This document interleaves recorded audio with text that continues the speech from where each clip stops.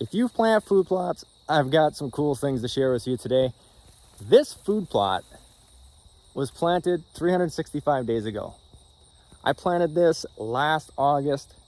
It's now August of the following year, and here it is.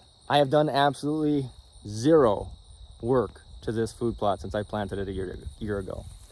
And it's just a great example of why I made the mix the way I did. And I call this mix Fall 365, and you can kind of guess why. We planted in for fall food, end of August, early September, and it's gonna feed deer throughout the fall. But because it's got rye and a bunch of whole different stuff in it, it can feed deer the entire year, and it can build soil the entire year without you having to do anything. And this plot's kind of partially on purpose, partially an experiment, and just life. Because I initially planned to come back in here probably June, July, and clip this rye off and just release the clover, let it be a clover plot. But life happened, I got busy, bunch of family stuff, business stuff, I couldn't make it up here. This property's 3 hours away from where I live, and it just didn't work out for what we had going on. So I left it. And I came back here in end of August with some seed. I brought some seed along to plant this food plot. I thought, I'm gonna check it out first, see if I have to plant it. And I'm gonna show you why I am opting not to plant this food plot, and why I think it might look exactly the same as it does now a year from now. Meaning I planted one time and I'm getting like 3 years worth of food plot with very minimal effort. In this plot, which is basically gonna come up the year after you plant it, is gonna be clovers. And you can see in here all these clovers. Bees have just been in here like crazy since I've been walking around in here. And then we have winter rye. And if you rub this rye here, it's seeding out. Just be ready for combining if I wanted to combine it. And so I was like, you know what? What if I just came in here with my brush mower, which I would do anyway if I was gonna reseed this.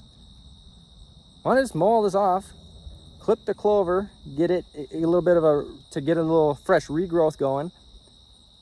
And by hitting this rye with that brush mower, it's gonna scatter the seed in here just like I broadcasted it. And with a little bit of rain, this rye should take off in the clover. The clover should just be reinvigorated by a little bit of a clipping.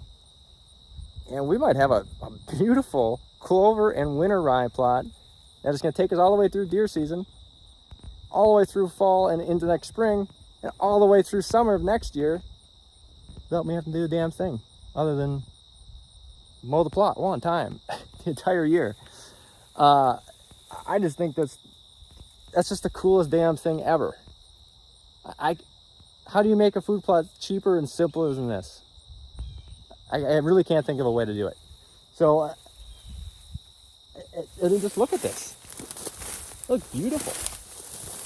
You've got tons of soil building stuff in here. You've got nitrogen.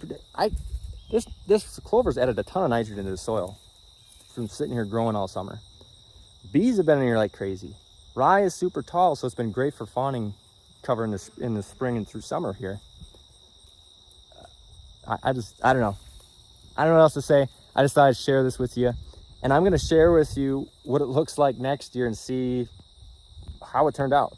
Because the only thing that could really maybe derail this is not getting any moisture to get this rye to grow.